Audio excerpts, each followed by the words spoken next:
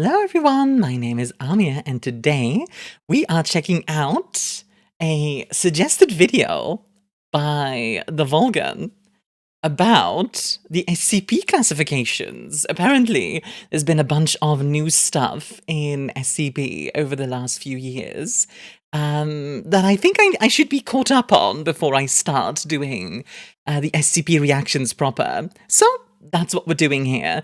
Basically, a little bit of a catch-up, a little bit of a primer on SCP, and then we're going to get into some of the more mainstream ones first, probably. And then after that, I will focus myself on some more of the probably lesser-known ones as well. There's also a plan to make SCP briefings, which I'm sure you guys will like. Keep an eye out for that if you want to hear more news about all that stuff. Take a look down below, Blue Sky, Discord, all those links, etc. Anyway, sorry, I won't promote too long. I won't be sitting here like and subscribe. But we'll just get right into it, shall we? Alrighty, let's begin, shall we? Good afternoon, everyone. My name is Dr. Miller, and today's lecture is something a little bit different, but just as informative. Today, we're going to be studying a Foundation internal memo from Jean Carlisle Actis, the director of Site-81. Okay. Going forward, I will use this pre-recorded lecture to quickly educate anyone who has any questions or concerns about the Anomaly classification system. This is pretty important stuff. So, let's begin. Okay. As many of you know, we recently concluded our last classification reassessment initiative, which we have taken to calling Reclass 2019. The purpose of this project was to assess how we currently classify anomalous entities and artifacts. The project was a joint effort between the American Site Directors Council, the Classification Committee Leadership Group, and 057's office. We are grateful for all the support we have received. Interestingly, as far as I'm aware, in like the meta space of SCP, like the stuff around SCP,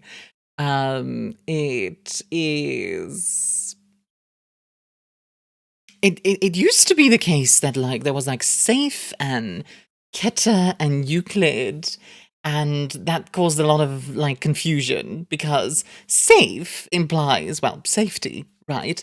But instead, it referred to how easy it was to contain certain things. And I think that's something they have changed now, and I'm sure we'll get into it, where we now get, like, danger levels alongside difficulty to contain, right? Where something might be pretty innocuous, but also be impossible to contain, where it used to be that the two were kind of muddled in a lot of ways. The full report will be available in the coming days, but I wanted to reach out to you and provide a summary of our findings, as well as some ideas and alterations we are considering. It is our hope that we have addressed many of the extant issues with the current classification format, and we give ourselves room to grow in the future. So, to begin, we tasked the team to assess our current format and how it is utilized when categorizing anomalies. After several weeks of research and deliberation, we narrowed it down to 3 main issues. Okay. Number 1. Personnel feel that the current use of non-standard object classes is not clearly defined. Number 2. Personnel feel that attempts to obfuscate non-standard object classes is detrimental to files where they are necessary. Yeah, that makes sense, especially because, like, and I think it's something that SCP sometimes has an issue with, where, like, basically, like some writers would basically give you a blank page and say, well, it's all been redacted. And it's like, well, you know, you can't really do much with that, right? Like, you need something to build off of. It's interesting. I think it's definitely very interesting, kind of seeing SCP as a community kind of trying to push against that sort of thing. Which is good, because nobody likes just reading a blank page. And number 3. Personnel feel that the object class system does not identify containment priority or threats to their well-being. Yeah, there you go. In order to address these issues, we had to take a long look at our current system. Our largest problem, as it typically is, seems to be one of communication and clarifying intent.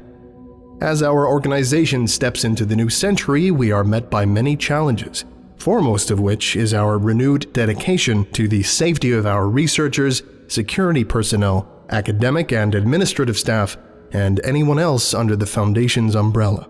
I want to point something out, that this is corpo speak, right? Like, we are dedicated to the safety of our researchers, security personnel, academic and administrative staff, but they don't specify D-class. Now, they have some...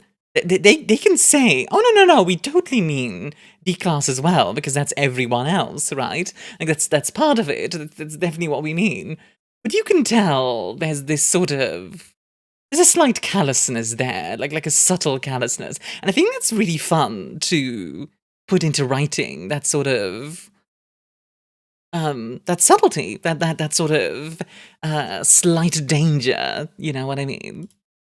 As such, we determined a more comprehensive format was required. As such, we'd like to present for your consideration the result of our efforts, the Anomaly Classification System. As I indicated earlier, the full details of this format will be available in the comprehensive report. However, I want to take a few short moments to identify the major characteristics of this model. So, I'm sure we'll get into it, but just from the first impression, right? I just want to take a look at this and just guess at like what the different things mean. So obviously, item number is just SCP number, pretty simple. Level presumably is level of security access that you need to get access to the information. Containment class. I imagine containment class is relatively unchanged compared to the original system of Safe, Keter, Euclid, and whatever else there was. I think there was like Tormiel and a few others. Disruption class, I would guess, would mean... And mind you, I might be completely wrong about some of these things. Disruption class... Interestingly, Vlam is Dutch for fire, or like... yeah, like fire or flame, which is interesting. I wonder if there's more Dutch stuff in there. And then risk class, presumably, is risk to a person. Like, can they die because of this? Which, actually, I think that's really clever. I think it's good that they have split this up into different aspects, because, yeah, quite often... In the old system, as I mentioned, there was the issue of... How do I put it? There was the issue of too much ambiguity, especially in a ostensibly scientific format. To start, you'll notice that the area for item number, classification level, and object class has been fundamentally altered. The item number now features prominently on the left side of the document, in large type font to make sure it is the first thing a reader will see on the screen. To the far right is the new classification system, which we have upgraded to create a more distinct system than the one we have now. Classification levels remain 1 to 5, however, each of these levels is now named per standard classification naming conventions. From lowest to highest clearance requirements, these levels are unrestricted, fully available to all personnel, regardless of clearance level. Restricted, fully available to all personnel level 2 or above, unless otherwise specified. Confidential, fully available to all personnel level 3 or above, unless otherwise specified. Secret, fully available to all personnel level 4 or above, unless otherwise specified. And finally, top secret, locked to all personnel without express permission or overseer clearance level. I actually wonder what kind of level something like the pizza box would be at. Presumably level 1, maybe level 2, depending on, like... I actually wonder, like, who is under level 1? Like what constitutes level 1 access? Would that be security guards? Would that be, you know, low-level researchers? I'm sure it's been defined somewhere. I need to find that somewhere, because that's actually quite interesting. Below the object number on the left side, you'll see the familiar object class has been exchanged for a more specific containment class. Containment classes should be used to specifically identify the challenges involved when containing an entity or artifact, and do not reflect some aspect of the entity itself. Makes sense. In addition, the Classification Committee has agreed to approve the reclassification of the 5 primary containment classes: Safe, Euclid, Keter, Neutralized, and Explained, with Pending as a transition class prior to classification. Right? These are now considered static containment classes, and are to be utilized when there are no extenuating circumstances involved in containing an entity that would require clarification. The static classes stand in contrast to the 6th containment class, Esoteric. The Esoteric class is a catch-all containment class used when an object requires additional containment specifications that are not present within the 5 static classes. Right, that makes sense. When utilizing the Esoteric containment class, personnel should specify which containment class should be utilized in the box below. A full list of applicable colors for various Esoteric classes will be available in the beta testing guide shortly. I have to say, I really like the general look of these, by the way. They kind of remind me of, like... I feel like there's games that you would have with playing cards that would have stuff like this, where it's like, I play this card and it has these effects, you know what I mean? Like it's that kind of vibe. Also, some of these images are very neat. I just generally really like this. That's Notably, really neat. this option will not appear on the module when not in use. You'll notice the new Disruption and Risk class sections in the bottom center of the module. This is a feature we are currently testing to try to communicate priority and risk to our containment personnel, specifically by identifying which entities are the most likely to disrupt the general population were they to escape containment, and what risk those entities pose to personnel immediately around them. Due to the Foundation's resources often being at a premium, our ability to maximize our efficiency and safety will be paramount as we move into the next century. There are 5 levels to the Disruption class scale. Dark. Little to no potential to disrupt the general population. Vlam. Low potential to disrupt the general population. Disruption is typically confined to a locality. Kenic. Medium potential to disrupt the general population. Disruption is typically confined to a region or city. From a visual standpoint, by the way, I think this is a very cool little bit of design as well, that they basically have the eye opening up with more fire in it. That's really cool. Like, that's really clever, and I just appreciate that from a design standpoint. Eki. High potential to disrupt the general population. Disruption is typically widespread, affecting major metropolitan areas or countries. Amida. Worldwide disruption of the general population. Disruption is global and is a significant threat to established normalcy.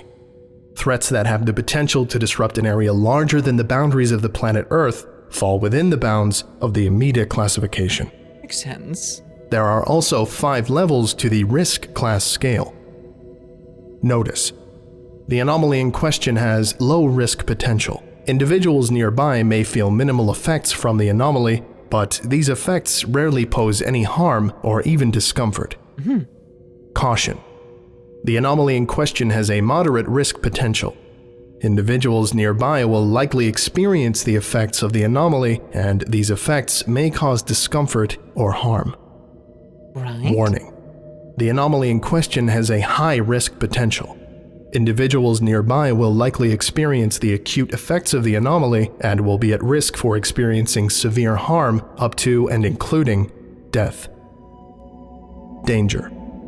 The anomaly in question has a very high risk potential. Individuals nearby will invariably be exposed to harm up to and including death. These effects are very difficult to mitigate. Critical. The anomaly in question has an extremely severe risk potential. Individuals nearby will invariably be exposed to acute, life-threatening harm. These effects cannot be mitigated. The idea of, and obviously there's a few of these, when the day breaks comes to mind, for example, I think would be classified under critical. The idea of that sort of thing, where you cannot do anything to mitigate a dangerous or even deadly effect, is pretty scary. Actually, maybe it would be under, would it be under critical? Because technically you can mitigate the effect by, like, having distance or just, or not being... No, it would be critical, I imagine. Lastly, on the bottom right of the module, you will see a new symbol that provides an at-a-glance view of the 4 primary information sections within this new system. This is very cool as well, because this is very similar to how you would do, like, chemical danger and the like for scientists, which, again, it makes sense because SCP is meant to be a scientific organization, right? As much as it is also a defensive organization. Containment class, esoteric class, if applicable, disruption class, and risk class. These new classification diamonds will be posted on the exterior of containment cells of anomalous entities and artifacts to provide efficient and consistent communication of all applicable challenges.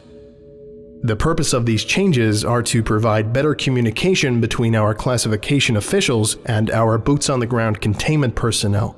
However, while we feel this is a major improvement over the prior model, we understand that there will be those who do not feel comfortable adapting to this new format and will push back against it. This is understandable and reasonable, and since the current format is still within our standard, there is still no reason to force anyone to adapt to it. However, we will be beta testing this format at Site 81, and so you may see many of the existing files from our site change in the coming weeks. There are several other sites who are currently considering joining us in beta testing this format as well, and hopefully we will see a wider adoption going forward. Thank you again for everyone involved in this project.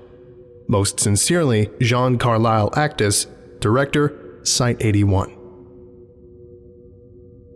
I hope this was informative, and I would like to thank every member of staff who was involved in bringing the ACS to life, as I think it will have a definite positive impact on how we classify anomalies. It will make everyone's life easier, and most importantly, it will save lives. So thank you again to everyone who was involved. Okay. This concludes today's lecture. I do wonder, and this is probably an internal lore thing from this YouTuber. I wonder if Jay Miller is like a computer of some kind or an AI of some kind. Because obviously there's some VTubing technology being used for the face here, which I think is pretty cool and clever. So, I wonder. Thank you for listening, if indeed you still are, and you are all dismissed. Goodbye. By Wodenaz, with a massive amount of assistance by all these people. That's quite a few people. Goodness gracious. That was actually a shorter video than I expected. I admit I didn't look at the length of the video before. I would like to give us. It is actually quite interesting. And I think it's a very good primer for upcoming SCP stuff, which I'm going to be looking at. Don't you worry. We will be looking at probably we'll probably start with some of the more well-known ones, like SCP-173, stuff like those, and we'll go from there. Who knows? Maybe I'll take a look at When the Dawn Breaks, because that one is... I did read that one off stream. and I thought the story is fantastic. So yeah. I've been diving into SCP a bit more, and I'm definitely excited to check it out a bit more. But I'll stop rambling for now. And with that, thank you all very much for watching. Shorter video this week, I know. Next week, we're going to be doing the 8th episode of The Amazing Digital Circus. And after that, we are going to be continuing the SCP deep dives. I am honestly really excited. But for now, if you remember, you can see yourself scrolling in the background, and a very special thank you to our very important planets, Aku and Zane Caulfield, and of course, Tato, Orlandog, Reed, and Ailey, and of course, Alex the DM over on Ko-Fi for your support. Thank you, and have a lovely rest of your day. Bye-bye!